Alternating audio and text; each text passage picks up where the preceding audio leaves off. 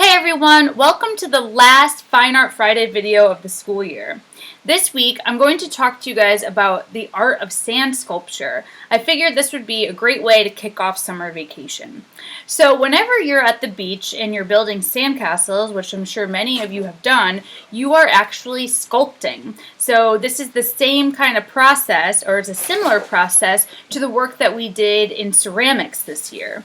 Sand sculpture is a real-life career for some artists. You'll see later on in this video some amazing examples of large-scale, very intricate, beautiful sand sculptures from around the world. So I'm going to give you a few tips for building actual structures out of sand, and I'm also going to talk to you a bit about creating designs in the sand by raking. So because I don't live near the beach, I actually just made my own little sandbox. I just took a cardboard box and then I had some craft sand that I use for like fairy houses and terrariums and things like that.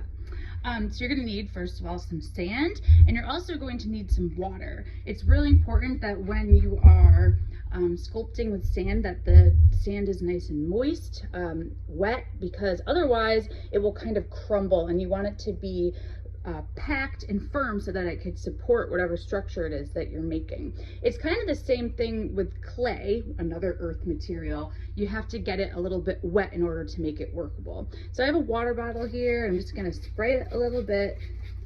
I don't want to overdo it so that it's like soupy, but I just want to make sure that it's wet enough so that I can kind of form it into shapes. Okay, you're also going to need some containers to create molds. So think of those like big plastic buckets that you use for sandcastles at the beach. I found some around the house that are just different shapes.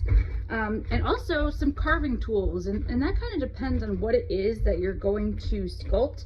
The carving tools are used for carving in details once you finish the sculpture. So I have like a popsicle stick, spoon, and then some different kinds of brushes, whatever you can find that you can use to carve with. So one thing you could do is actually just draw designs in the sand using tools, your fingertip, your feet, whatever you have around. You'll see I included a link to a video that shows you the work of this San Francisco artist, and he uses rakes that he actually makes himself to create these really beautiful large-scale designs on beaches around his hometown. So you can write messages like hello. I'm sure you guys have done this before. Or you could really spend some time creating different designs, symbols, pictures. Maybe you can use a little bit of your knowledge of geometry, right? So you could create like patterns using shapes.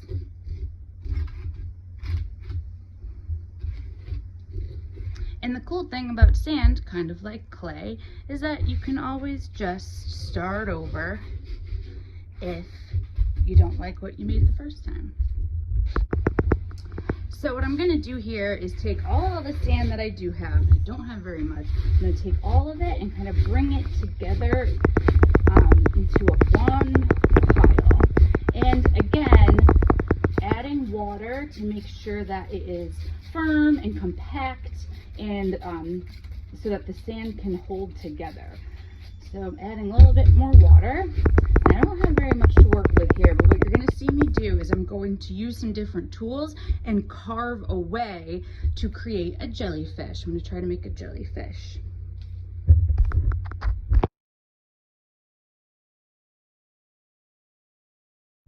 So then the fun part is to go back in and try to add some details. And you could use tools to kind of carve in those details. Maybe I want to give this jellyfish a face.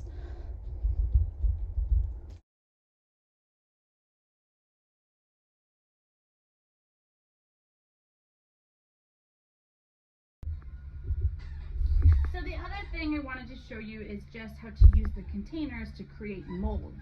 And this way you can create the forms in the containers and then flip them and add them to whatever sculptures you're making, maybe a castle, maybe some kind of animal, whatever it is that you're creating.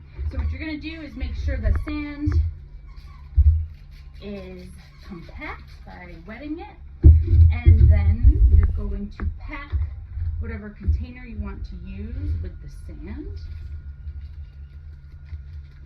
And then, I'm sure you guys have done this before, you flip, give it a little pat, and that form will come out. So you can see here, I have a cylinder shape, and now I also have some, like a little cone shape. And I could make lots of those and put them together to make some kind of city or castle, whatever.